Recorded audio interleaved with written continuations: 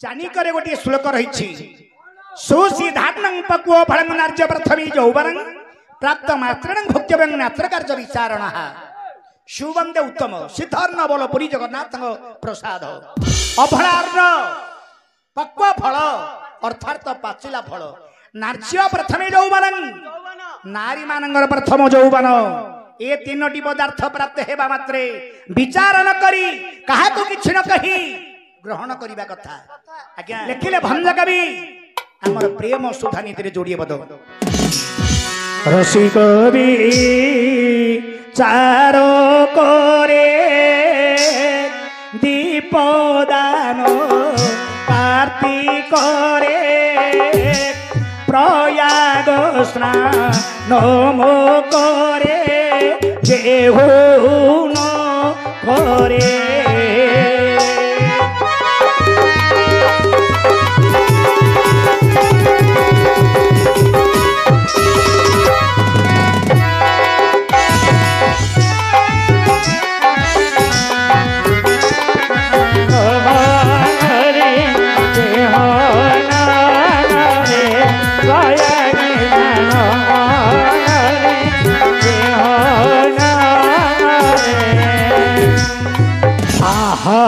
से किसे आलोक रे उत्तमरा माओं करे घेनी हरे पल्यंक रे कि म करे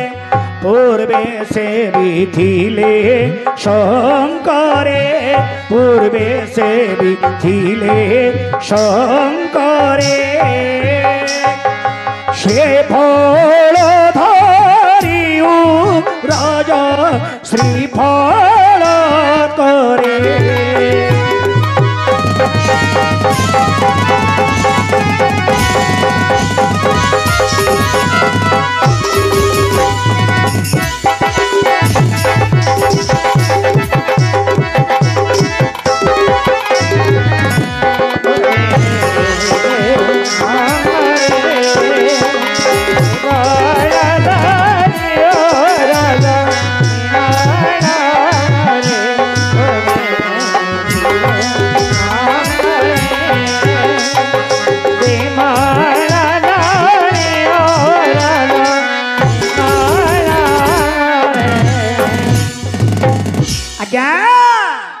पद कवि लिखिले कौन जे झांसी थाई सा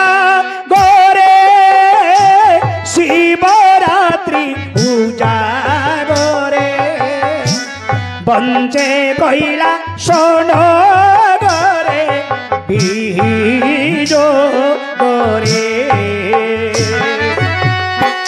शेषी नले खाना गोरे पुहाई बाला सो नरे निशिवशा इया गोरे अनुरागरे प्रशंसा से सर्व नागरे घारी नोगे बिरहता उरग गोरे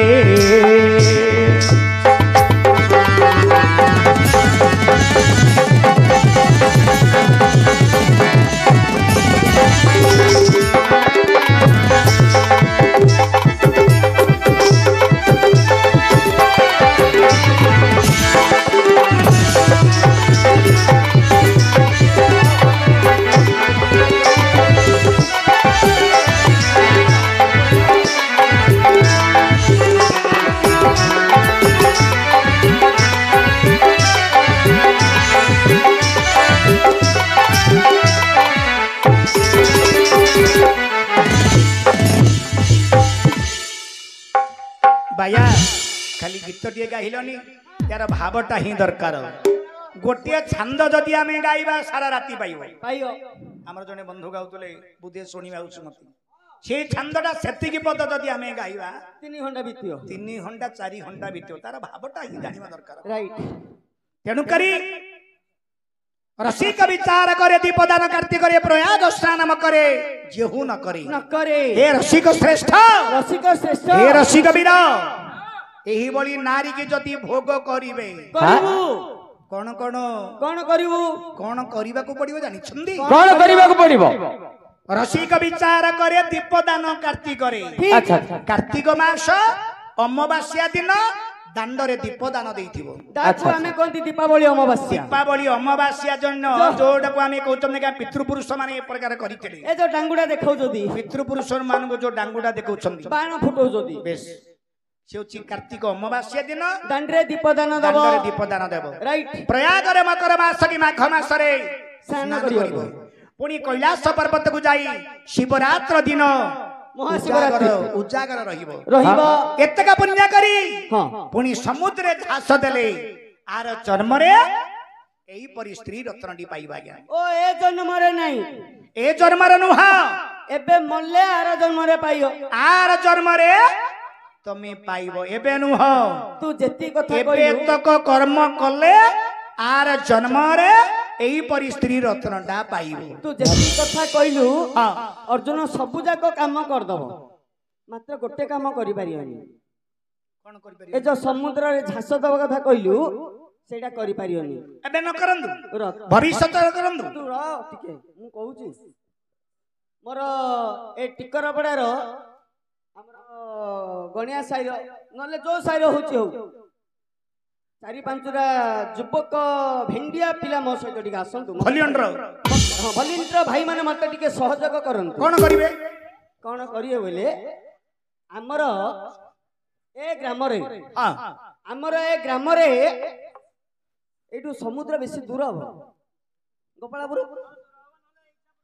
इच्छापुर न गोपालपुर बेसी दूर हो समुद्र को एबे जाई परियोनी हमर ए ग्राम रे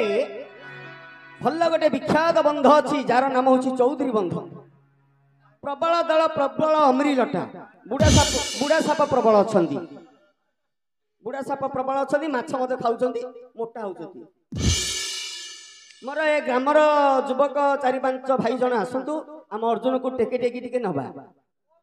चौधरी बंधु को नबा आकु ठिया पहरा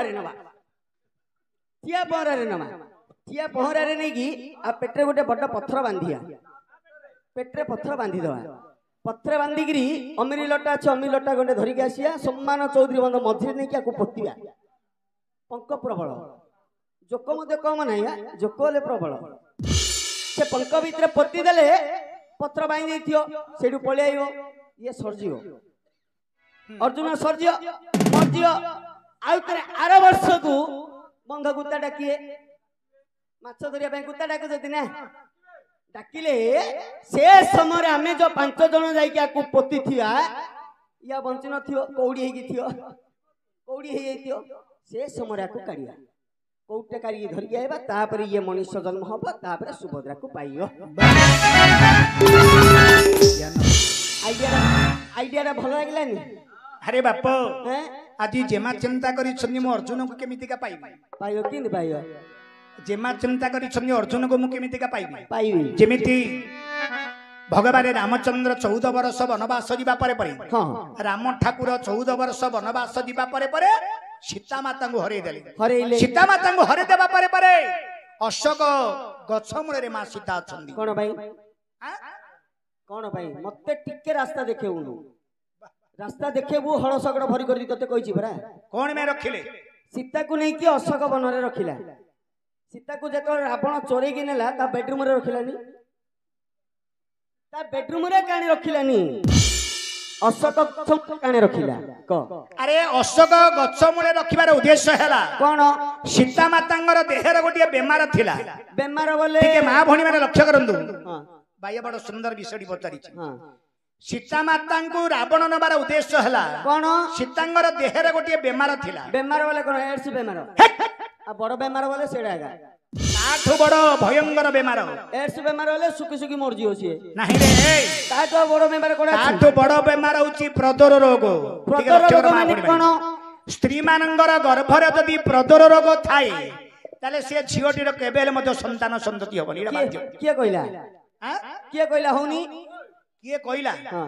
କିଏ କହିବ କଣ ପୁରାଣ କହୁଛି ତ କୋ ପୁରାଣ ଠୁରାଣ କାଢେ ପୁଅ ବୁଝିଲୁ ତେଣୁ କରି ଏବେ ମଧ୍ୟ ବଡ ବଡ କବିରାଜ ମାନଙ୍କୁ ପଚାରନ୍ତୁ ହଁ। ଅଶୋକାରିଷ୍ଟ ଅଶୋକ ଗଛର ଛାଲି ଅଶୋକ ଗଛର ଫୁଲ ଖାଇବା ଦ୍ୱାରା ସ୍ତ୍ରୀ ମାନଙ୍କର ବା ଝିଅ ମାନଙ୍କର ପ୍ରଦର ରୋଗରୁ ମୁକ୍ତି ହୁଏ ହୁଏନ୍ତି। ତେଣୁ କରି ରାବଣ ଚିନ୍ତା କଲା ହଁ ଯେ କଣ କରିବି ପ୍ରଭୁ ନାରାୟଣ ରାମଚନ୍ଦ୍ର ମୋର ଝିଅକୁ ବିବାହ କଲେ 12-13 ବର୍ଷ ବିତିଗଲା ସନ୍ତାନ ହବନି ମୋ ଝିଅର ସନ୍ତାନ ହବନି ମୁଁ ହଉନି ଜାଣିଛି କଣ ପାଇଁ ହଉନି? କାହିଁକି ନା ରାବଣ ହଉଛି ତ୍ରିକାଳଦର୍ଶୀ ହଁ ଆମେ ଭାବୁଛନ୍ତି ରାବଣ ଆଜ୍ଞା ଗୋଟେ ସେ ଜଣେ ରାକ୍ଷସ। ରାକ୍ଷସଟା ବୋଲି ନା ନା ହଁ। ରାକ୍ଷସ ନୁହଁ ଆରେ ଯିଏ କି ବିଶ୍ରବା ଋଷିଙ୍କର ପୁଅ ବ୍ରହ୍ମଂଶରେ ଯାହାର ଜନ୍ମ ସେ କଣ ରାକ୍ଷସଟା କି ନାଇଁ ପ୍ରକୃତି ହଉଛି ତାର ରାକ୍ଷସ ନାଇଁ ନାଇଁ ତାର ତ୍ରିକାଳରେ 3 ପ୍ରକାର ରୋଗରେ ଆରେ ବ୍ରହ୍ମ ବ୍ରହ୍ମ ମୁହୂର୍ତ୍ତରେ ବ୍ରାହ୍ମଣ ଏବେ କେତେ ବ୍ରାହ୍ମଣ। ହବ ପାଖାପାଖି 4ଟା ହବନି ଏବେ ଏବେ ଦେଖ ଟାଇମ କେତେ ହେଲା ତମେ ଘଡି ଦେଖିଲେ ଯାହା ତମେ ଘଡି ଦେଖିଲେ ଯାହା ମୁଁ ନ ଦେଖିଲେ ତା 4:31 ହେଇଥିବ ଦେଖ ମୋ ଟାଇମ କହିଲା 31 ହେଲା ତମେ ମାନେ ଘଡି ଦେଖିବାଟା ଯାହା ହଁ ବୁଝିଲୁ ବାପ ତମେ ନ ଦେଖି କା ଘଟା କୋ ନିଜେ କହିଦବ ଘଡି ଦେଖିବା ବାଲା ନାହିଁ ହଁ ତମେ ମାନେ ବାପା ମାର କଥା ଶୁଣୁଛ ତମେ ତୁ ଯେତେବେଳେ ଜନ୍ମ ହେଲୁ ତୋର ମା ତୋ ପାଟିରେ କଣ ରକ୍ତ ବିନ୍ଦୁଡି ଦେଇଛି ଦେଇଛନ୍ତି ରେ ପୁଅ ମୋ ପାଟିରେ। ତମେ ପ୍ରକୃତରେ ବାପା ମାର ସନ୍ତାନ ନୁହଁ ହଁ। ଜନ୍ମଇଛ ସତ ମାତ୍ର ତମେ ପ୍ରକୃତରେ ବାପା ମାର ରକ୍ତ ତମେ ଖାଇନ ତମେ ତମେ ଜାଣିପାରିବନି ତମେ ଖାଇଛ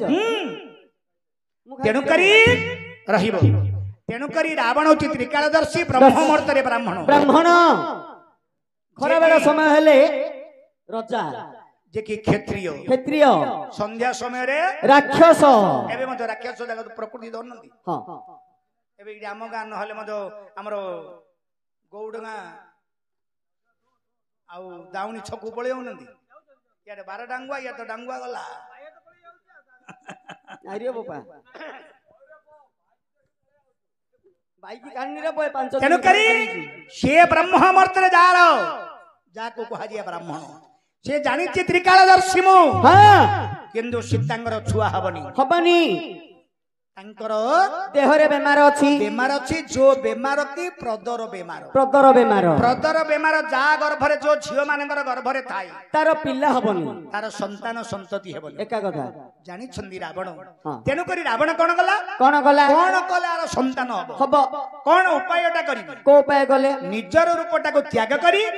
ପରିଶେଷରେ କଣ କଲେ ଗୋଟିଏ ଯୋଗୀ ସନ୍ନ୍ୟାସୀ ମାନଙ୍କର ରୂପ ଧାରଣ କରି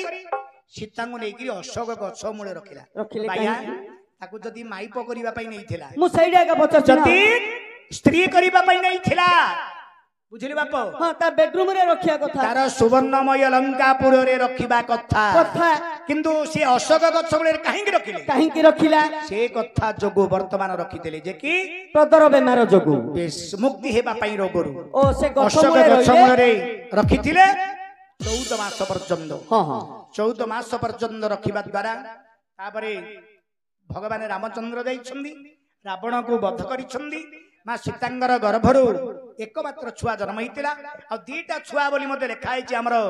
ଯେ କି ପୁରାଣରେ ମଧ୍ୟ ବର୍ଣ୍ଣିତ ହେଇଛି ବାଲ୍ମୀକି ମହାମୁନି ଲେଖିଛନ୍ତି 2ଟା ସନ୍ତାନ ବୋଲି ଯାହାଳ ପୁଅ ବୋଲି ଆଉ ଅନ୍ୟ ପୁରାଣରେ ଲେଖା ଅଛି ଗୋଟିଏ ସନ୍ତାନ ଜନ୍ମ ହେବା ଗୋଟିଏ ପୁଅ ତାଙ୍କର ଗର୍ଭରୁ ଯେ କି ଜନ୍ମ ହେଇଥିଲେ ଲବକୁଶ ଆଉ ସେ ବେମାରରୁ ମୁକ୍ତି ପଥ ପାଇଥିଲେ।